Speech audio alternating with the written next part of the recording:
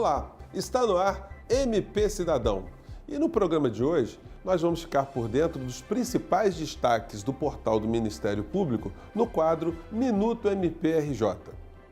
E você vai ver também uma reportagem da série sobre grupos de atuação especializadas do MPRJ.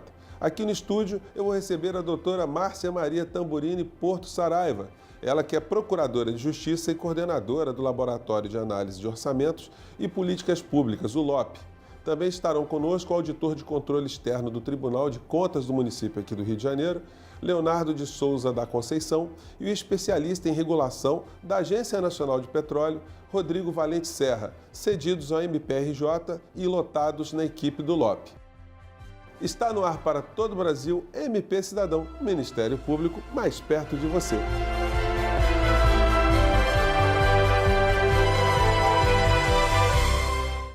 Nós vamos assistir agora a mais uma reportagem da série sobre grupos de atuação especializado do MPRJ. Confira!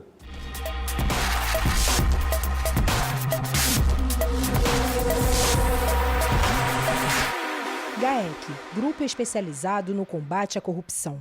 O GAEC tem por finalidade prestar auxílio aos órgãos de execução do Ministério Público incumbidos da prevenção e repressão aos ilícitos penais e civis praticados em detrimento do patrimônio público ou que atentem contra a probidade administrativa, atribuídos a agentes vinculados à administração pública direta ou indireta, estadual ou municipal, ou a entidades privadas que sejam destinatárias de recursos públicos.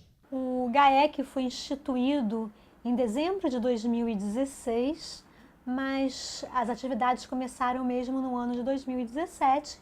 Ele foi instituído em razão de uma lacuna institucional de um órgão de execução que tivesse expertise de lidar com a corrupção em todos os seus espectros, seja na parte criminal, penal, seja na extrapenal, improbidade e todos os demais efeitos decorrentes de um ilícito que podem ser perquiridos perante o Poder Judiciário.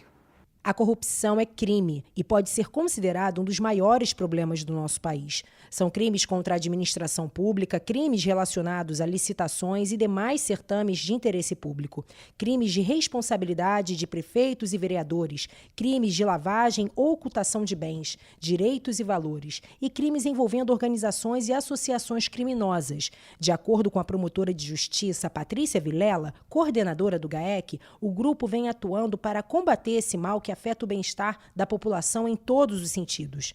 O GAEC trabalha em forma de auxílio.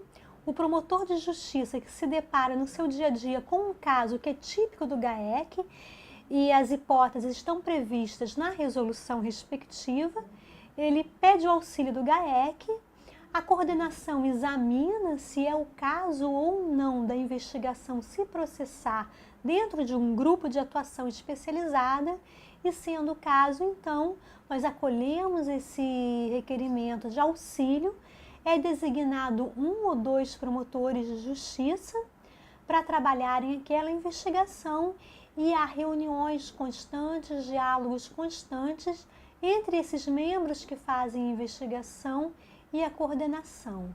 A ideia é que a investigação contemple todas as esferas, penal e improbidade. Isso é muito bom, é muito salutar para quê? Para a troca entre os diversos colegas das possibilidades jurídicas que aquele caso pode ensejar. O GAEC atua em todo o estado do Rio de Janeiro e conta com o apoio da Coordenadoria de Segurança e Inteligência, dos Centros de Apoio Operacional e dos Centros Regionais de Apoio Administrativo e Institucional do MPRJ.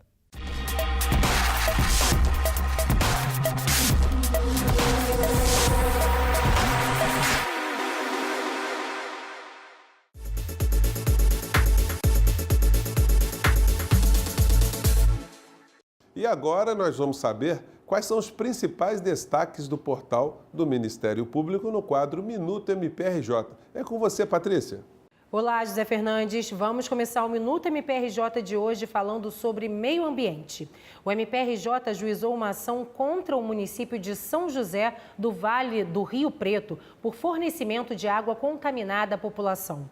A ação destaca que o município é atendido por 2 estações de tratamento de água que não possuem licença ambiental e por poços artesianos contaminados com metais pesados, o que coloca em risco a saúde da população.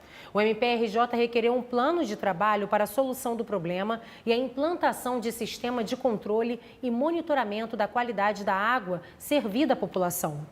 E o MPRJ ofereceu nova denúncia contra milicianos responsáveis por mortes na comunidade do Rasta, em Duque de Caxias, na região metropolitana do Rio. Foi por intermédio do Grupo Especial de Combate ao Crime Organizado, o GAECO, do MPRJ. De acordo com as investigações, os criminosos executaram as vítimas por motivo torpe e sem chance de defesa, em disputa pelo domínio territorial da localidade com traficantes de drogas. E o nosso último destaque de hoje. A empresa de aviação aérea Latam está na mira do MPRJ, que por intermédio da 5ª Promotoria de Justiça de Tutela Coletiva de Defesa do Consumidor e do Contribuinte da capital, instaurou inquérito civil para apurar descumprimento do Código de Defesa do Consumidor por parte da empresa de aviação aérea.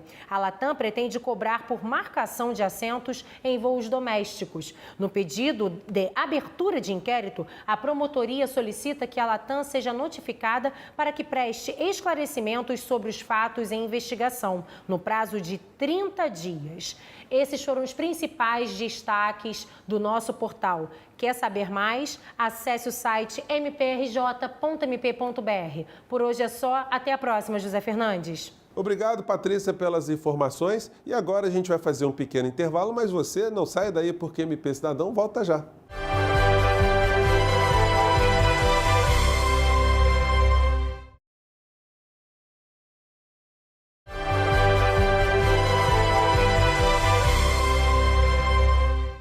E nós estamos de volta com o MP Cidadão e agora nós vamos falar sobre o trabalho desenvolvido pelo Laboratório de Análise de Orçamentos e Políticas Públicas, o LOP, do MPRJ. Esse é o primeiro de 2 programas sobre esse nosso tema, né? E aqui no estúdio eu recebo a doutora Márcia Maria Tamburini Porto Saraiva, ela que é Procuradora de Justiça e coordenadora do Laboratório de Análise de Orçamentos e Políticas Públicas, o LOP. Leonardo de Souza da Conceição, o auditor de controle externo do Tribunal de Contas do município do Rio de Janeiro e o especialista em regulação da Agência Nacional de Petróleo, a ANP, Rodrigo Valente Serra, cedidos ao MPRJ e lotados na equipe do LOP. Eu queria começar aqui com a doutora Márcia. Muito obrigado por vocês terem vindo ao nosso programa, né? Obrigada, nós é que nos sentimos honrados com tudo isso, porque o programa MP Cidadão tem dado um espaço que me parece de extrema relevância para que outros ministérios públicos estaduais possam tentar, se não copiar, mas estabelecer um desenho do que poderia ser um laboratório em cada um dos nossos estados, em cada uma das suas instituições. Doutora Márcia, eu queria começar então com isso, né? O que é o LOP, né? A gente abriu o programa falando do LOP, né? E quanto tempo existe, como é que funciona? A finalidade do laboratório é fazer uma análise macro do controle orçamentário do Estado do Rio de Janeiro e dos 92 municípios. Então, nós acompanhamos a execução orçamentária e fiscal, nos preocupando, sobretudo, em adequar ou verificar se o gestor público está cumprindo os mandamentos da Lei de Responsabilidade Fiscal. E para isso, nós acompanhamos cada uma das despesas e a receita que incumbe a cada um deles. Porque, como nós sabemos, e isso é até intuitivo, sem orçamento não há como se implementar, se falar em políticas públicas. Então, a nossa preocupação é acompanhar a correta execução orçamentária do Estado e dos municípios. Inicialmente, fazemos uma análise macro, e depois aprofundamos em determinadas rubricas, tanto de receita quanto de despesa, porque a partir daí nós podemos invadir um pouco a área de política pública e dar uma olhada como está, por exemplo, a saúde do Estado do Rio de Janeiro, do município do Rio de Janeiro, dos outros municípios, a quantas anda a educação desses mesmos entes políticos, e procuramos, com todos os dados de que dispomos, instrumentalizar a ação de cada colega dessas áreas específicas.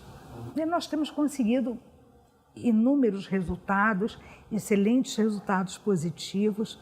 Então, o laboratório hoje tem um papel de suma importância, porque ele não faz tão somente uma análise prévia do orçamento público. Ele vai um pouco mais além. Ele invade áreas específicas para subsidiar, instrumentalizar uma ação civil pública ou até mesmo um inicial inquérito civil.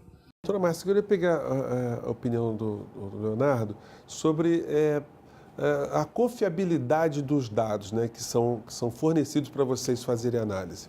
Bom, todos os dados utilizados pelo laboratório são coletados dos relatórios fiscais exigidos pela LRF, emitidos pelas prefeituras de cada município. Eles são coletados no portal de transparência do Tribunal de Contas do Estado do Rio de Janeiro, do município do Rio de Janeiro e também nos portais de transparência das próprias prefeituras. Esses dados são moldados conforme a lei de responsabilidade fiscal determina que sejam elaborados esses relatórios e são coletados, é composta uma base de dados e dali são extraídos análises, né, inferências verticais, horizontais desses dados para a gente saber a evolução de cada dado desse, de cada despesa, de cada receita dessa. Rodrigo, assim, a lei diz que nós temos que ter, em toda a administração pública, né, órgãos de controles internos, né? Isso funciona porque as prefeituras, os entes públicos, eles têm sistemas também que ajudam a que esses recursos não sejam desperdiçados? Bom, essa é uma questão bastante delicada. O que a gente verifica é, pelo volume, pelo tamanho de improbidade que encontramos em várias análises, fica bastante evidente que o controle interno ele é bastante precário. A gente poderia chamar de descontrole interno, né? Talvez fosse um termo mais adequado. Seja em função da capacidade técnica dos quadros que assessoram a administração municipal, seja em função da não priorização, né, da vontade mesmo de aplicar os recursos em outras frentes. É por isso que mas a própria existência do LOP, eu arriscaria dizer, difundindo a existência dele assim, para o conhecimento, né, do conjunto dos municípios do Estado, está fazendo com que os municípios se preocupem mais com a questão do controle interno.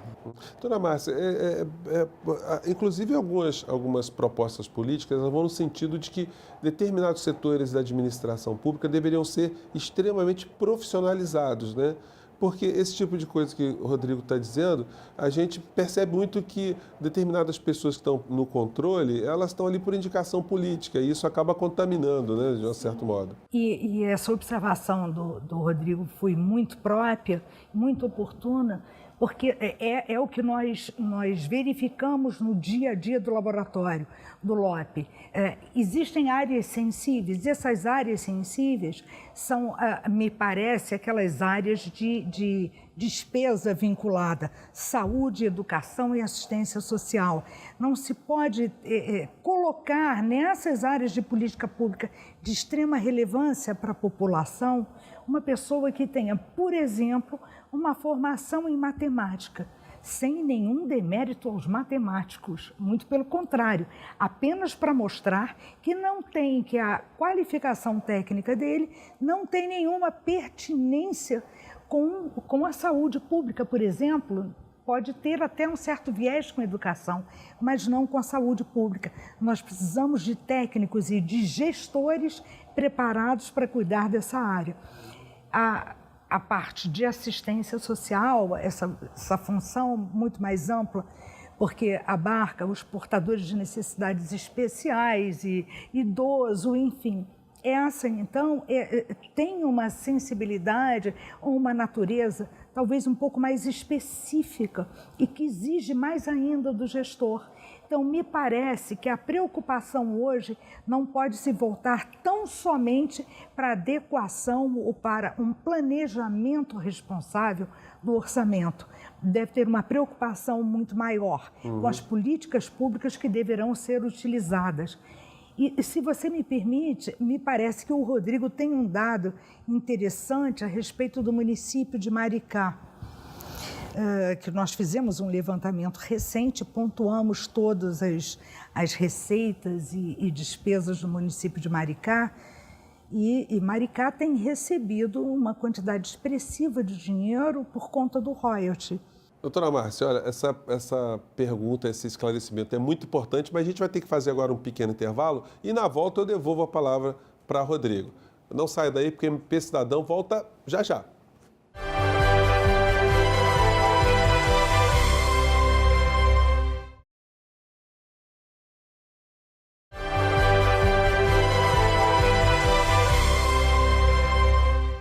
E nós estamos de volta com o nosso MP Cidadão e no bloco anterior, eu interrompi aqui a doutora Márcia no momento que ela estava jogando aqui a bola para Rodrigo, né? A gente ia falar sobre o município de Maricá.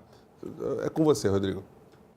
Pois bem, Maricá serve como um exemplo para mostrar algo muito especial na economia do estado do Rio de Janeiro, que são os municípios recebedores de royalties, aqueles municípios que recebem fábulas em recurso de royalties. É importante observar que muitos desses municípios não têm qualquer relação com a atividade petrolífera, não sentem um impacto efetivo das atividades petrolíferas nos seus territórios.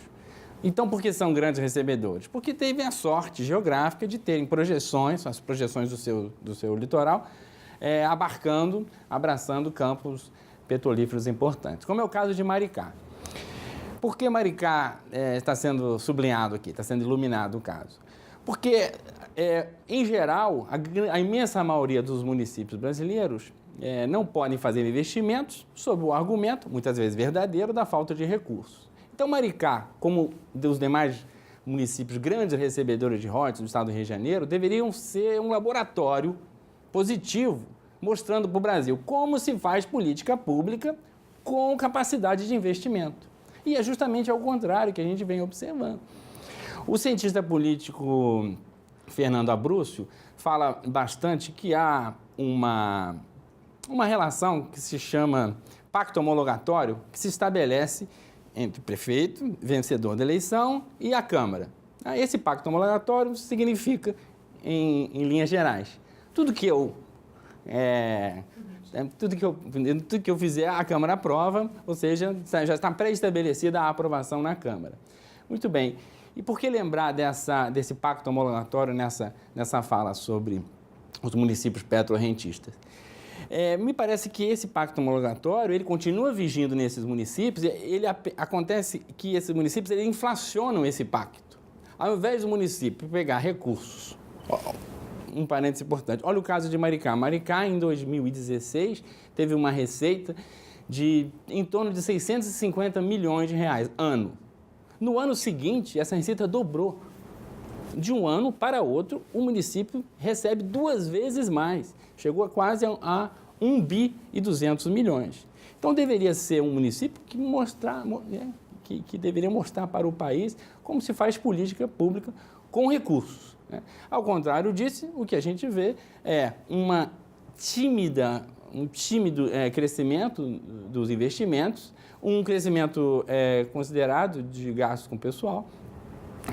Enfim, parece reforçar essa tese do Fernando Abrúcio de que o pacto homologatório continua existindo, só que de uma forma inflacionada. Então, são distribuídos benesses, instituições que vão ficar vinculadas à imagem de um ou outro vereador.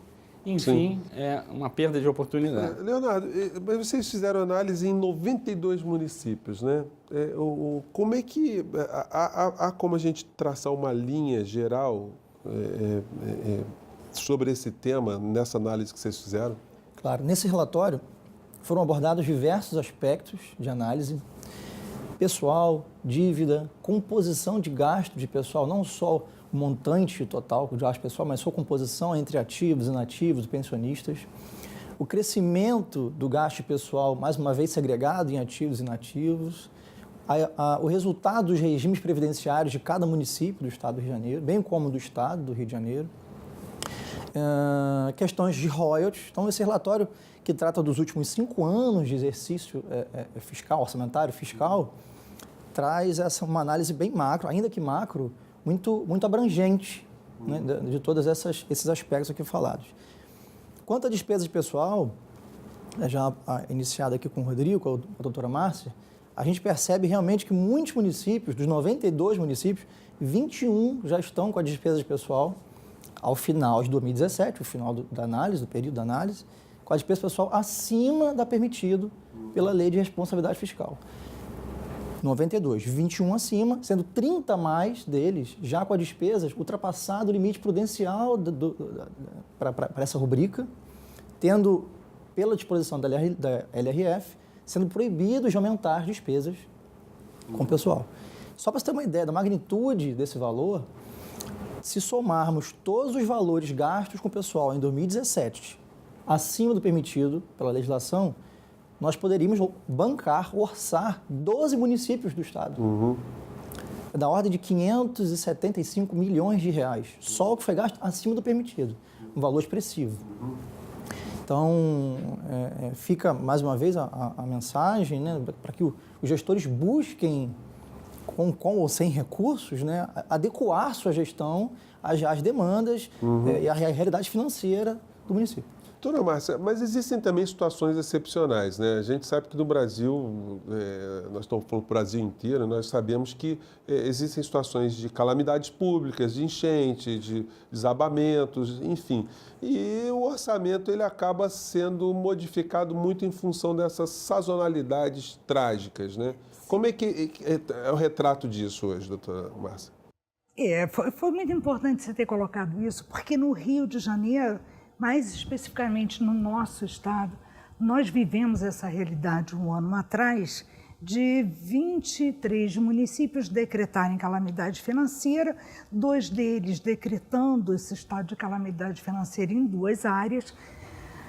E o laboratório fez uma análise de toda a execução orçamentária para verificar se realmente eles estavam em situação de insuficiência financeira que ensejasse uma outra medida, que não o decreto de calamidade, que, aliás, o Ministério Público já obteve, se a memória não me traz, 2 liminares aqui numa representação por inconstitucionalidade, reconhecendo o vício de inconstitucionalidade nesses decretos. E o que esse decreto permite ao gestor? Que ele se valha de alguns benefícios da Lei de Responsabilidade Fiscal, como, por exemplo, a possibilidade de contratar obras e serviços sem licitação, a possibilidade de contratar servidores além daquele prazo que a Constituição permite, porque é uma situação excepcional. Mas, na verdade, não há excepcionalidade que justifique isso, sobretudo porque a própria Constituição da República não trata dessa calamidade financeira, trata de calamidade pública, que são hipóteses completamente distintas daquelas invocadas pelo gestor público, até porque o que se procurou fazer foi maquiar uma má gestão que se prolongou aí por um mandato inteiro. E o que nós verificamos hoje? Levando em consideração todos os dados que nós apuramos no exercício anterior e nos 4 exercícios anteriores, em cada uma dessas prefeituras. Além disso, o acompanhamento do que aconteceu ao longo do ano de 2017, no exercício de 2017, o que nós tivemos, a desagradável surpresa de constatar, foi que nenhuma medida foi adotada pelo gestor público. Significa dizer que a situação continua praticamente a mesma. Então, o gestor público não teve o cuidado de tentar desenvolver ou implementar a economia local, uma baixa arrecadação de ISS, e O sinal mais evidente disso tudo é que os municípios continuam dependentes das transferências voluntárias. Eles não tomam nenhuma medida para incrementar a economia, para desenvolver o entorno e aquela sociedade e ficam paralisados esperando que o dinheiro venha. Doutora Márcia, olha, o tema está muito interessante, muito importante, sobretudo no ano de eleições aqui no Brasil, né? Nós estamos trazendo aqui diversos aspectos para você, eleitor, ficar ligado. Mas, infelizmente, o MP Cidadão de hoje fica por aqui. Eu gostaria de agradecer mais uma vez a doutora Márcia Maria Tamburini Porto Saraiva, ela que é Procuradora de Justiça e coordenadora do Laboratório de Análise de Orçamentos e Políticas Públicas, e ao Leonardo de Souza Conceição, que é auditor de controle externo do Tribunal de Contas do município aqui do Rio de Janeiro, e ao Rodrigo Valente Serra, que é especialista em regulação da Agência Nacional de Petróleo, ANP, ambos cedidos ao MPRJ e lotados na equipe do LOP. Você também pode nos acompanhar através das nossas redes sociais, mandar suas críticas e sugestões para o nosso e-mail que está aparecendo aí na base do seu vídeo. E a gente se encontra na próxima semana em mais um MP Cidadão. Fique ligado e até lá!